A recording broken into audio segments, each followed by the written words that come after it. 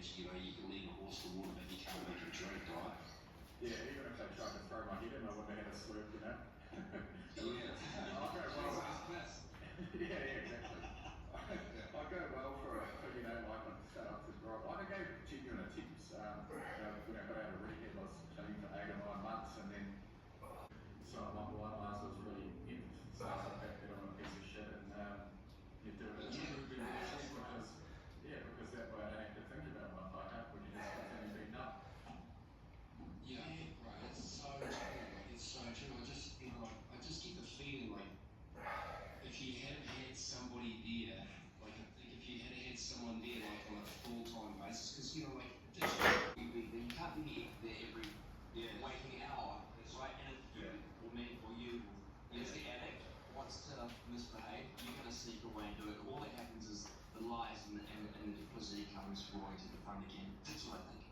Yeah. I'm sort of, I guess, in the middle of both of your guys' opinions because I've got a really close mate who's my business partner, Jake, and he's been sober for 4 years.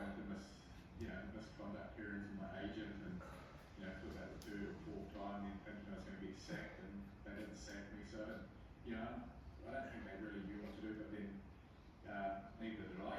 So So there's no consequence. That's what we say. Like, that's what I say. Like, if you keep being allowed to get away with something, and you see that there's no consequence, like even if they haven't said, "Hey, look, like, would you say you got to go through the rock bottom that was coming?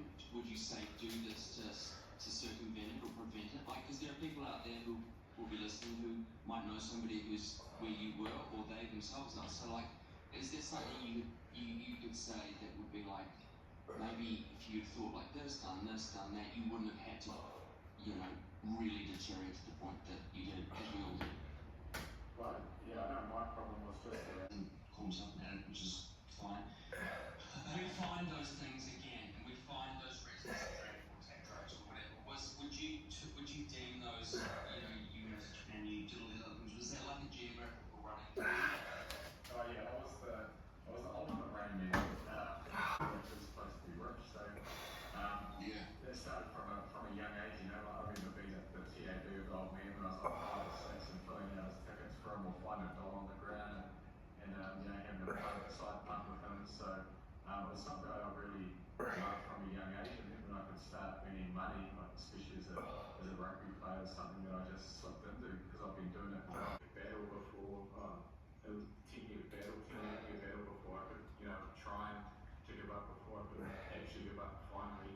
And it was just crazy. Like as a kid, you can't actually see the physical signs. Like if you're a druggie or an alcoholic, you can see that someone's fucked up. But as a gambler, it's the silent addiction, and for me, it was just complete chaos.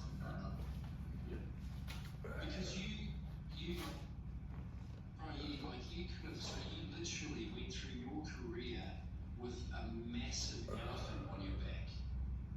And not many people knew about the alcohol, right? Like, because people knew about the alcohol because you go out and you get on the hammer and it's the papers and blah blah blah. And then after a while, the public go, "Oh, yeah, Zach's a pussy, right? Well, Zach's a party guy, right? But then you hit a brick wall, the money stops. And I take it you probably didn't have a lot behind you because you already punted most of it away. Nothing. No. 10 years of professional sport, you finished with nothing. Nothing. We're taking full responsibility and realising that this is all my fault. But I got diagnosed in April 2022, it was, with ADHD, and that was a big moment for me because I just thought I was a dickhead. I'm like, why am I making all these dumb decisions all the time and just won't stop? And then I realised, with ADHD comes impulsiveness, inattentiveness, inability to, what the fuck was up to addiction was sort of spinning. And I took my family, my grandfather, and then eventually the police got involved, and I was sentenced to 9 months home dead, long story short.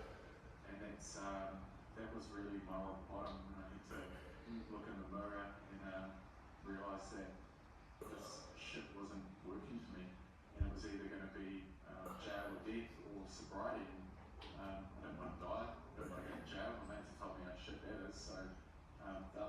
was to try and get sober, and that's been a journey for the last 3 or so years of ups and downs, and a lot of reward, but a few falls and back on the horse. But yeah, that was my rock bottom. So you stopped. So you still could have played at 30, or you decided, oh, I'm going to stop? No, I could have played. So yeah, you just went from sort of one thing to the other, and that's why like I feel so not sorry for you, because you feel like you're a really good person, mate. You can tell you've got a beautiful heart. And we give you the kudos that you deserve, but that's not why you do it anyway. I know, but it's like, you know, it's not why you do it, but people sort of even I know that they look at their nose and go, oh yeah, of course you are, mate. Yeah, good on you. You know, like. Especially in New Zealand, you know, we've got the whole tall poppy syndrome thing, and you know, we love to make ourselves feel better than the guy next door.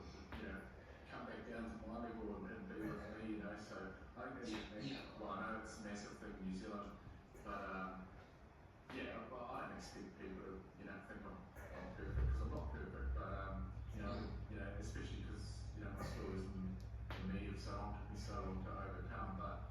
At the same stage, at the same time, you know, we've got to start working together rather than against each other, making each other feel like shit, because as like Mike King and David tell you, trying to get across, and yeah.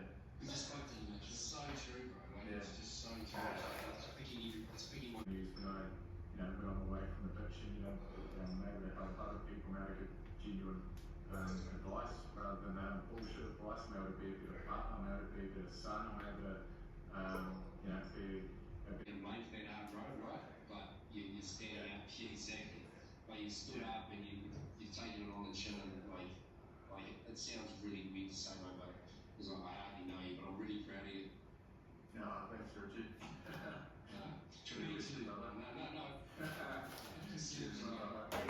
Science so much to try to essentially stop any of the claims being made about anomalous phenomena being taken seriously, which is why I'm very interested to speak to our next guest today, Jim Segala, Dr. Jim Segala.